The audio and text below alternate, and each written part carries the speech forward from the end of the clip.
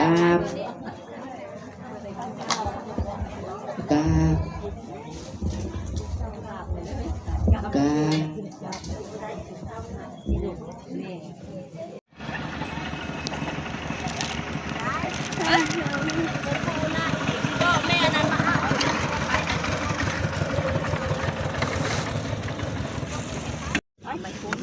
ไปเลยคนถ้ามีเลยได้มาพักคักมาพักคักตรงนี้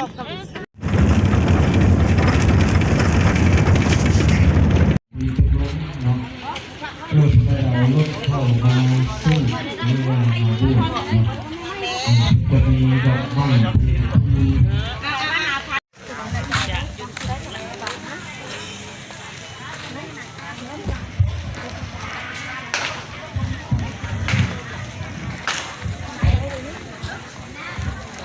ถ้ากันยักเข้ามาดื้อเป็นยังไงเอานั่งให้เป็นระเบียบเรียบร้อยดื้อขยับเอากันนะอ้าวยายตัวเป็นนายนะที่พี่นายยายฝ่ายคนนั่งนั่งทำยังไงนี่ก็ได้เหรยักเข้ามานั่งดื้อผู้ใดไม่ใหญ่เอ้ยไก่บ่เขี่ยไปทั้งหน้าหมาบ่บงเป็นเข่าหมากกะเล่าบ่หุ่มกลโพ้นบ่ลุกอย่างคือหมูผู้บ่เป็นดินเพียงสิบ่ลืมวัดใดแม่นบ่ไหมบ่ไก่เป็นพายขั้นอยากคู่เงินบ่ตายสิบ่ว่างวัดให้ผู้อื่นแม่นบ่เดือนยังไงกลางคืนสีโบเป๋พันปีนคือดามดังกันแค่แม่ใหญ่เป็นเผือกย่าสิเป็นเสี่ยงเมียงค่อยงางคือสั่งพญาบงแม่ใหญ่เอ้ยเป็นว่ายับเข้ามาเด้อคุณแม่เด้อพอแล้วบ่ซ้ำนี่นะเอายุอาจารย์ได้เวลาแล้วบ่ขน่อยได้เวลากะมีมนต์ได้ขน่อยไว้พระหับศีล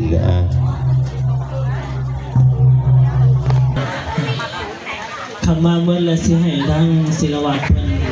นำพาลัฒนาสมทานสินแปดคือยังมีรถเก่งมาอยู่เนาะแม่นบ่เวลามันก็ไปตลอดนี่เป็นยังอยู่ฝ่านี่ก็ดีฝ่ามาเอาบุญสุขีทีคายุโกภาวะอภิวาทนาสิริสนิจังพุทธปัญจานิขังพลังมันยืนให้เจ้างามคือผลเดือนสี่เด้อไม่ใหญ่เด้อกีสุขาดบาเนยุ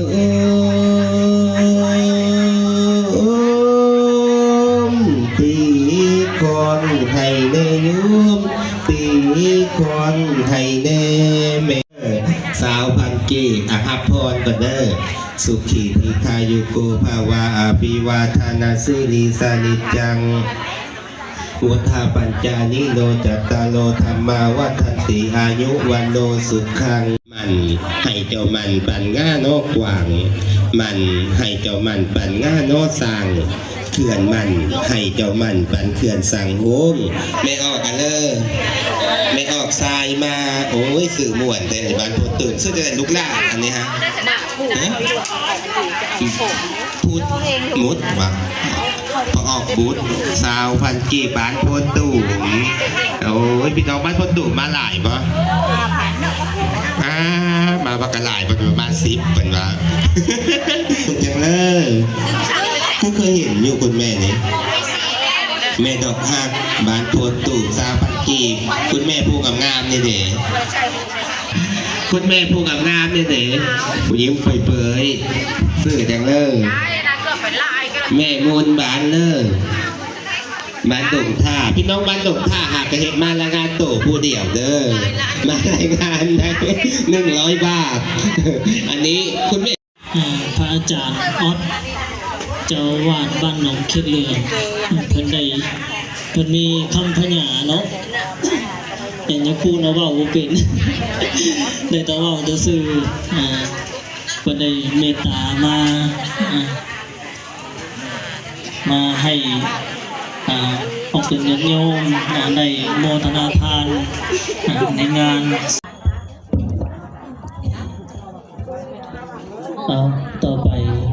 ยันโยมกำลังมาเนาะไม่ออกเอาหนังลงเด้อมาหอดแล้วกันเลยเอาพากันว่าพร้อมกันนะโม3 จบขึ้นเลยแม่ขาวขาบก่อนเนาะเอาไม้ให้คนแน่ให้ผู้คนที่จะบวชนะให้พ่อนะ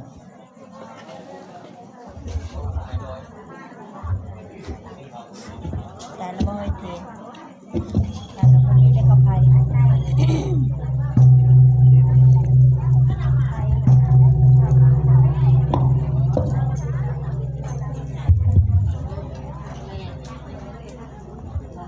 เอานะโมเนาะนะโม3 จบ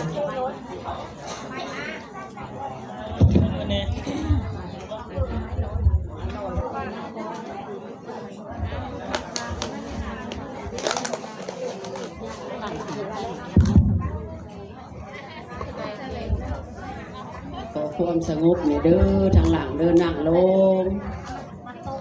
ลงคุกเข่าประนมมือญาติต้องเว้ากันกราบ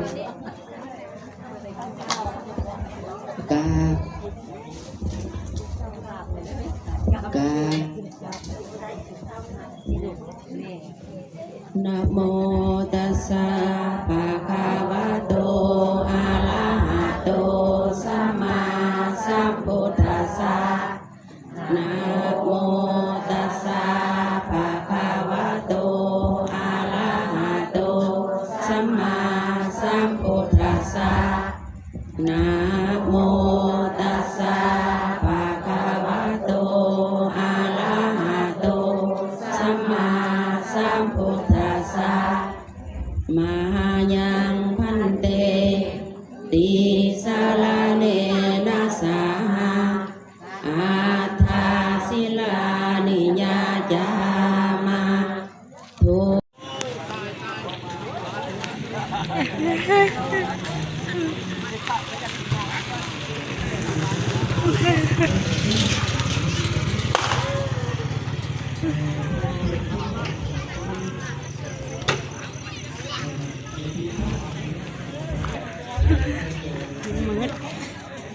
นี่เขาเรียกว่าเป็นสิบเลย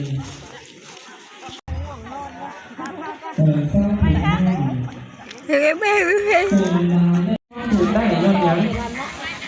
คนให้สังเกตชื่อในงานได้อย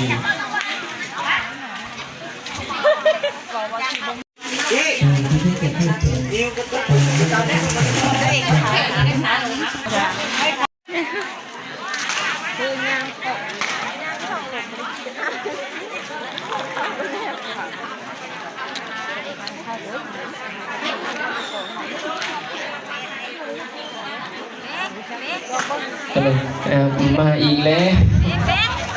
ก็ได้มาหายมาเขาต้องเข้าใจว่ากรรมนี่หมายถึงการกระทำที่มีทั้งไหนการกระทำทั้งกายการกระทำทั้งวาจาการกระทำจริงปัจจุบันจริงๆอย่าลืมเนาะคนจะประสบโนมภะคะวะปัญญาปารมัตถปารมีสัมปันโนนิสังสายันโสโกโนมภะคะวะวิริยะปารมีสัมปันโนนิน้องซื้อจากไหนฮะยมน้องหมู10,000 กีบนี่ของไผ่อันนี้แม่ติ๊กนะ10,000 กีบครูบาให้พรมาเดียวเด้ออันนี้แม่บัวลอย10,000 กีบก่อนตอนนี้อีกลูกซื้อจากไหนลูกแม่จิ้มยมน้องจิ้ม6,000 กีบแม่ขาย20 บาทน้องเจียงเหนืออันนี้ยมแม่ตัวเล็ก20,000 กีบแม่ตัวเล็กก็มีเคี้ยวมากแดงมีแห้งจากหวานก็ไม่ใหญ่นะอันนี้แม่ยกแม่หยังแม่พายดกใน25,000 15,000อันนี้แม่หง10,000แม่หงแม่กุ้งโอ้ยขอยัดบัตรคำจะแม่กุ้งเด้อ10,000กีบอันนี้แม่ปูกะโลนะเด้วัดนกขี้เหลืองผู้บ่ากำลังสร้างมาพี่กินข้าวเดี๋ยวมาใหญ่เด้อ